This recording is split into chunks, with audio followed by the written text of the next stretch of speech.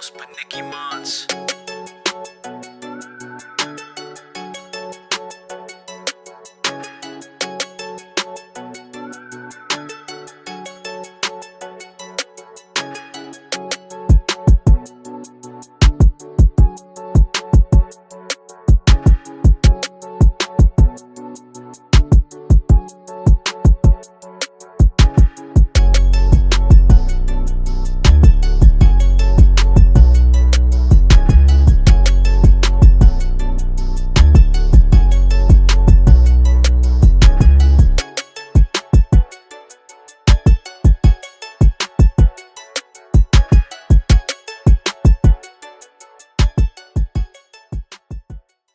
Good afternoon and welcome to TKAAM Thursdays, your midday cultural break. I'm Dr. Lona Reeves, the Education and Outreach Director here at the Kansas African American Museum.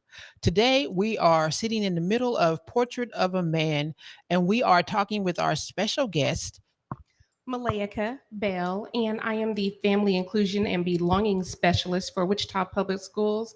But above all, I am the proud granddaughter of Chester I. Lewis. Yes, and he is one of our featured people here in Portrait of a Man, where we have a series of portraits of men who do special things. The one thing that ties them all together is that they are all Kansans, and they go a long way toward showing that African American men have so much more to them than being so awesome that you can't touch them or so scary that you want to run and hide from them. There's so much more in between. So tell me, Miss Bell, did we pick the right word for your granddaddy? Resolute, absolutely. He was resolute, strong. I mean, there were many facets to him. He was audacious, he was stalwart, resilient. But I think above all, what I would say about my grandfather is he was someone who was courageous. Yeah, and in those days, it did take some courage to do some of the things that he did. Oh, yeah. What do you think it was that caused him to be so courageous? I think it was just his upbringing. His father was a graduate of Langston. His mother was a graduate of KU with a degree in education. And just him growing up, they had a newspaper called Blade, and they saw firsthand some of the social injustices that were going on in Hutchinson, where he's from. Later in life, as a young man, he enrolled in the military and went on to become a train porter. And I think he saw some of those. He had some adversity there in that area. Mm-hmm. And I think once he got that adversity, he's like, you know what? I'm going to law school. There's some things that I can do to help my people, and I'm going to change it through the law. One of the things that he used to say to us when we were kids was, I have the same law books as they have. They can bring the whole team. I got the same books. Mm-hmm. So I think that just kind of speaks to, who he was as a man, and he was proud, and he wanted to make sure that he represented himself and his people very well. Mm-hmm. And you were telling us earlier that one of the reasons why he got into it too was his children. Yes. Specifically your grandmother. Yeah. So specifically, my mother was born in 1953. And at that time, my grandmother, who was a very fair-skinned woman, gave birth to my mom at a local hospital here. And they put my mom in the front, and he comes in as this proud father, and he's like, oh, here's my baby. And they see, oh, wait, he's Black. And then discover that my grandmother is a Black woman as well. So they moved my mother to the back of the nursery in an antiquated bassinet. And as you can imagine, as a parent, you're thinking like, gosh, that's subpar for my own child. Mm-hmm. And so him being true to who he was and fresh out of law school in 53, threatened a lawsuit to the hospital. And the lawsuit, I believe, was about $250,000. Listen, they changed their tune, Mm-hmm. and, no more babies were in the antiquated bassinets in the back. Yeah. So we're grateful for just his willingness to take on that fight and then continue in so many other aspects in the city. And I also understand that education was really important as well. Yes, education was the key to success in his book. He believed that education was a bridge out of poverty. Education has the ability to change your trajectory of life. With education, you have so many more open doors, self stability. Um, and that's one of the main things that he preached in his life to his family. That was going to be the key to success, was education. If you didn't have education, you weren't going far.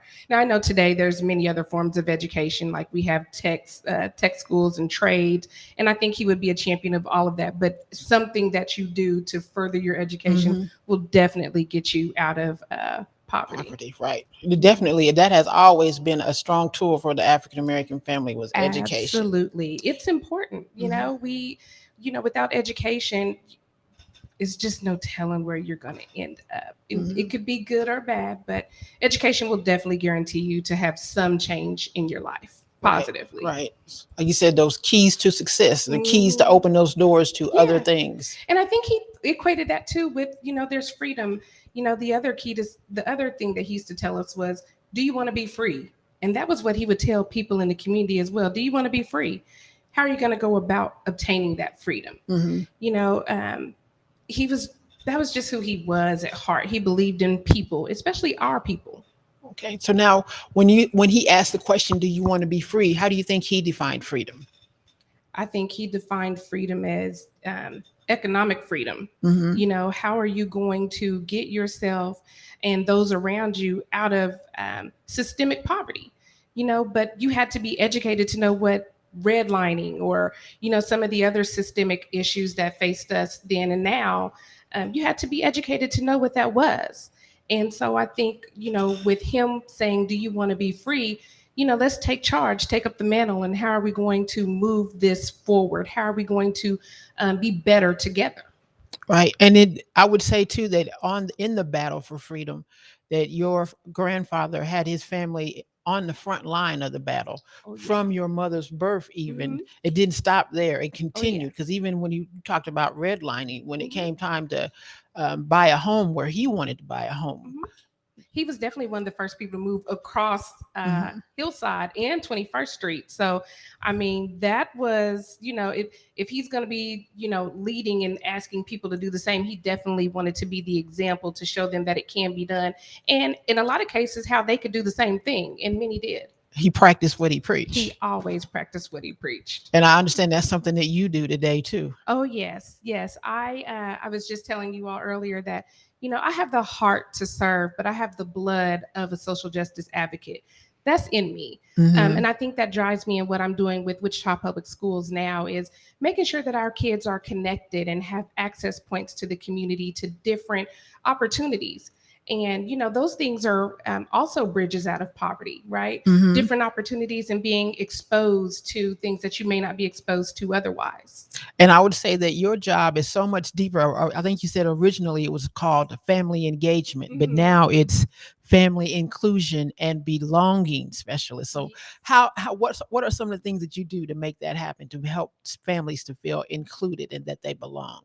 So, one thing is just training staff on how we want to feel welcomed when we come into the school. It's simple as hello, smiling, making people feel welcomed as they enter into this establishment. Hmm. They're sending their kids here and entrusting children with you. 8 hours of the day, you become a second parent to this child. Hmm. So, it's important that that child feels safe and feel like they belong in this system. Um, of education. And so thus we want them to graduate. So if they're not feeling like they're included, and when you go to people's house and you don't feel like you belong there, you leave. Right. We don't want that. We want to I want them to retain you. We want you to stay. get your education, right? We want you to graduate and go on to be something that Wichita can be proud of, just like my grandfather here. Because I can remember that there was a philosophy of that when even as a parent, when they would come down to the school and go to the principal's office, they felt like they were back in school as a student and that they were being called on. We're coming down here to check out our kids. And I feel like I'm the one that did something wrong because I'm in the principal's office and I'm getting treated like a, a, a wrongdoing child instead Hmm. of a concerned parent. So Right. you're making sure that they feel like concerned parents and that their concerns are being met. Yes, absolutely. We want them to feel as when they come in here and check on their child, or there's a concern, or even if there's not a concern, maybe it's a praise report, Hmm. but that is being heard too. We want to make sure that we hear all of that, not just negative, but if they're doing good, we want to make sure that we extend that as well. These kids are doing good. We want the parents to come in and be a part of that child's education process because they are their child's first educator. So it's Hmm. important that we work together for the good of the Yes. child. And even having a praise report is something new in education, right? Yes. Yes, but it's happening. That's It's something happening. that you bring from the culture to help make that different. And that, Definitely for the culture. Absolutely. because I know, remember in the days that I worked for Wichita Public Schools, one of the things that they wanted teachers and staff to do was to go out into the community and meet the parents. Porch visits, they called them. Hmm. So you probably are a great proponent of having those happen too. Probably not so much these days with COVID-19, but it's probably still something that you still try to instill some way. Probably you probably use Zoom or something like that these Yeah, days. Zoom, Teams, but whatever we can do to, reach the child from a holistic level, like, Hmm. how do we get the whole child involved? And with that, it's going to come, conversations and communication and relationship building with the parent. Something we need. Okay, so tell us a little bit more about the legacy of your grandfather. Oh, How does wow. that continue to show itself today? I think today it continues to show itself through his family, those that knew him, and then introducing another generation to those who didn't know him. Many people my age and younger have no idea of who he is or was and the things that he did for our community. We have swimming pools because of him. We're able to go swimming in these different pools. We didn't have those freedoms back then. We're able to work in certain places because we didn't have that opportunity then either. We couldn't go work for the city. We couldn't go work for, some of the big aircraft Wichita Public companies here. Schools. Yeah, Wichita Public Schools. So one of the things that he did was, in 1966, there was one of his best lawsuits was a 192-page complaint where he filed just a complaint against the public school system for just equitable education for children. And back then, it was the all black school, Matthewson, Hmm. that he was fighting for to get changed. And what do you know? Whatever the Kansas Department of Education and Health and Services agreed with him, and they agreed that Matthewson, should now be desegregated. So and today, what do you know that school is called? Chester I. Lewis Academic Learning Center. That's So right. that's awesome. And, kudos to the public school system for understanding that and understanding his legacy and wanting to honor that. Hmm. I'm extremely proud to be part of their community.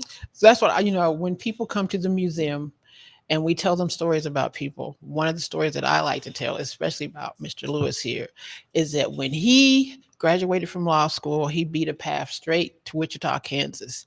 And when he came to Wichita, Kansas, nothing was the same again because he changed everything. Like you said, from the fire department to the police department to the public schools, the railroad, Mhm. everywhere. I mean, he made a difference where people could live, where people could play, all of it. He made a difference. It was Mr. Chester I. Lewis, and I stands for Isaac, right? Yes, that's right, Isaac. Hmm. And one of the things that a lot of people know him for was the Dockham sit-in, Hmm. and those children sought him out to be their counsel to help guide them on what they were doing because they were so passionate about it. And so I think that speaks volumes to just who he was to the youth of that time. Hmm. And it's also a reminder of who we need to be to our youth to constantly lead them and guide them and let them and counsel them in a way that they haven't been counseled before. Right, because I like to tell them that you have a good idea. You're not too young to make a difference. Never too young to make a Never too difference. young. I mean, we got Ruby Bridges, we got Chester I. Lewis. Hmm. We, I mean, the age is nothing but a number. If you Right. have an idea, what you really need is people behind you to help make a difference. And it was the young people who caused that sit-in to happen, even when the national organization didn't want it to happen. Right. Your grandfather was there to say, okay, so y'all said no, but we're going to do it anyway. Yeah. And he supported them. I think that there was one day during the sit-in when there looked like there could be some trouble, and he was the person that they called for backup, and he had their backs. Yeah. And I think that goes back to his philosophy of, do you want to be free? What's it Mm-hmm. going to cost you? And are you willing? Mm-hmm. Are you willing to, take up that mantle and sit at that counter all day Mm-hmm. long? And those children were. Yeah, he helped them to do what they needed to do to make it happen, because they didn't just say, okay, let's do this sit-in and then Hmm. do it. They had to plan and organize to make it happen, and I'm And they, sure he had some input on that. yes, and they practice. They practice hard, and I believe they practiced over at the St. Peter Claver building That's the over. one. Mm-hmm. So I mean, they practiced and they were ready. So you know. He was also a teacher. He was great at teaching. He had a lesson for you.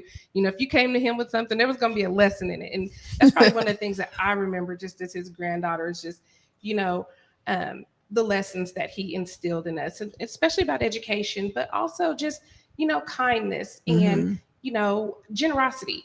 A lot of people got cases from him for free, even when he was armed with the knowledge that they had no ability to pay for his services. Mm-hmm. But he wanted to make sure that everybody had a fair chance at the justice system. So I just think that speaks volumes of who he was as an individual. But as a grandfather, he was really just kind. He was cool. Um, he had a way with people. People wanted to be around him. He Mm-hmm. was very social. Um, he loved to watch the WSU football games. I mean, he was a cool dude. Like he could talk to the president or he could talk to the person on the street. He just had a range of who he was and his relatability. Okay. Now, what was one of your favorite lessons that you think you learned at your grandpa's knee? Let me see. There were so many lessons. But I think integrity was just the basic lesson that I remember him teaching. And it's just always stand on what you say, follow through, and be accountable for who you are, what you do, and how you treat people. Hmm. And so, how do you continue that out in your work? So in my work, I just treat everybody with respect, Mm-hmm. first and foremost. And then I just bring my authentic self to the situation. The way I continue that on is with my child. I have a 12-year-old daughter named Jordan, and I'm teaching her those same lessons that he instilled in, our family. And Mm-hmm. education's important, and, integrity, and just, kindness and generosity, just those things. And I think if we continue to push that forward, his legacy will live on for a very long time, hopefully forever. Now, and I understand too that it's not just your grandfather, but your mother as well. That she had some pretty strong ideas. Can you tell us a little bit about that? Yeah, she was pretty radical, just like her father. And it's funny, the older I get, the more I see that my aunt is just as radical. And I'm like, really? So in just those little lessons that, they've taught us over the years of, who he was. I mean, they had him for a lot longer than I did. He died when I was 10. So, um, but I had those lessons and I had that time with him. A lot of people don't know he was an accomplished pilot. He did so much with his timeline. I think he just wanted to show people that there are many things that we can do, and we're not limited to, what other people say about us and how they want to project onto us. You can't put us in the box. We don't subscribe to that. Mm-hmm. We're outside the box and we do everything that we can do. And so I think those are the things that are important. And I think my mom pushed that. Like, she lived life on her own terms. If you knew my mother, she lived life very well. And what are some of the things that you think you received from her? Uh, Similar to what my grandfather instilled, because I think that's where she got it from, was Mm-hmm. just kindness. Just Like, passing it down. yeah, she was very social. She was highly intelligent.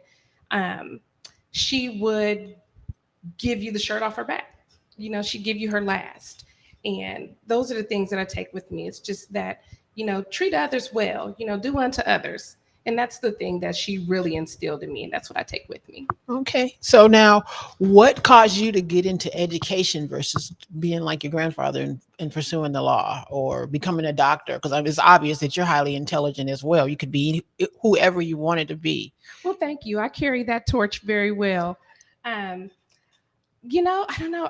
My passion is more with social work. I Hmm. love the social aspect of helping people, but I still have that blood in me, and I still am very passionate about our injustices that are going on in the world as Hmm. well.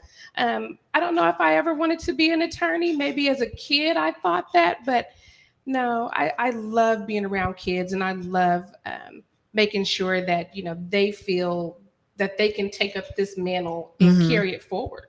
Because I know I have known some people who were like you, social workers, and that Mhm. was their aim. Mhm. But then they decided, I think I'm going to go to law school because I can get so much more done if I'm a lawyer as Yeah, well. So yeah, I've thought about it, but I love where life is headed right now for me. okay, so where's it headed? Tell us about that. So I think life is just headed as continuing on to um, share my grandfather's legacy with the world, Hmm. not only with Wichita, but he did so much with, people don't know he was meeting with Julian Bond and Jesse Jackson back then. So, just making sure to get his legacy out to the world and speaking to, who he was as a person. I love speaking about my grandfather, and I know that he would be proud of the things that our family is doing in our community to keep his legacy going. So that's what makes me proud, and I see that continuing on into the future. And I want you to know too that your daughter does some of the same thing too. Because had the opportunity to meet her over at Holy Savior Uh-huh. Catholic Academy. I go over there for lunch every now and again, Hmm. and Dr. Shropshire makes sure he says, "Oh yeah, this is." Chester Lewis's great granddaughter, and because I'm always talking to him about history Hmm. and Kansas people, and I'm always asking, so who do you know? And she will get up and say, "That's my granddaddy," and Listen, tell something about now him. that's going to be your future attorney, Miss Jordan. She loves a good debate. So it Oh goes, yeah. huh? So we're gonna push that for her. That's great. Yeah, we tell her we're not paying for this education for nothing, sweetheart. You going in all this debate you got going, this fire, this passion. You're gonna carry that mantle very well. So we're excited to And see when what she she's does in the doing it, future. she's doing it over there. Matter of fact, if I remember correctly, she's also on our roster for a Dinkrahene. She So is. yes, Yes. she participates. Oh So yeah, we try to keep her ingrained in the culture. all right. It's important. And of course, while we're here, I guess I gotta have a shameless plug for a Dinkrahene, which will be starting here this Saturday coming up. It's every third Saturday, and we are back in person at the museum and also doing a Zoom session on the Yay. third Saturday. So if you have not enrolled, you can do so by going to our website or giving me a call here at the Kansas African American Museum for our Dinkrahene Journey to Greatness program. So thank you for the opportunity for the shameless plug. We're looking forward to seeing you there too, Jordan. All right. So Jordan will be there. So this is awesome. Thank you so much for having me today. It's been a wonderful time talking with you all. I love coming into the museum every chance that I get, and I love seeing some of the other things that are around here as well. But I always love to just stop by and visit this special photo right here. yes, and we love the opportunity to tell people because you're right. There are so many entities in this town that are named after some really awesome people. Mhm. But if we don't tell the stories, you'll be like, so why is it called that? Right. And I'm like I said, he's one of our favorite people to Yes. talk Yes. about because he was definitely a Oh very yeah, he awesome was a man. firecracker. He was a civil rights spitfire. That's what we tell people all the time. Like And the he. apple didn't roll far from the tree. Well, not too far, not too far. Gravity probably had it fall straight down, but yeah, Yeah. he was doing some wonderful things. There's a park coming in his name that's going to Hmm. be downtown. It's already there, but it's being revitalized, and I think people are going to love what they're seeing from the work that he's done. Anthony Joyner is the art consultant on Okay. that project, so I think that there's going to be some really cool things coming in that park that people can look And forward I to. think aren't they doing some revitalizing of the Charles I. Lewis or Charles Chester I. Lewis reflecting pool as well? That area is Yeah, so being. that's the same park. Oh, the So same the park. Chester Rivers Okay. Reflection Park, Hmm. it's being revitalized, but Okay. it's going to look a lot different than the Okay. concrete that we see down there today. Right. Well, So lots awesome. of greenery and It's lots of time. yeah, It's um, time. yeah, that community piece that we want people to come in. Hmm. Something that he talked about was community, and I think what that means is community, diversity, equity, inclusion, and we want that park to be more than the sum of those things. But when you come into the space to see who he was Mm-hmm. and some of his legacy that still lives on, so we're excited Yes. about that. All righty. That's awesome. So again, thank you for coming down, Miss Bell, and hanging out with us. I'm gonna say it, Malaika. Malaika. I did it again. Oh That's man. all right. Malaika, thank you so much for coming and hanging out with us today. We really appreciate it, and we always love to hear about Mr. Chester I. Lewis. Thank you for having me. It's been a pleasure. And thank you for joining us today on TKAAM Thursdays, your midday cultural break.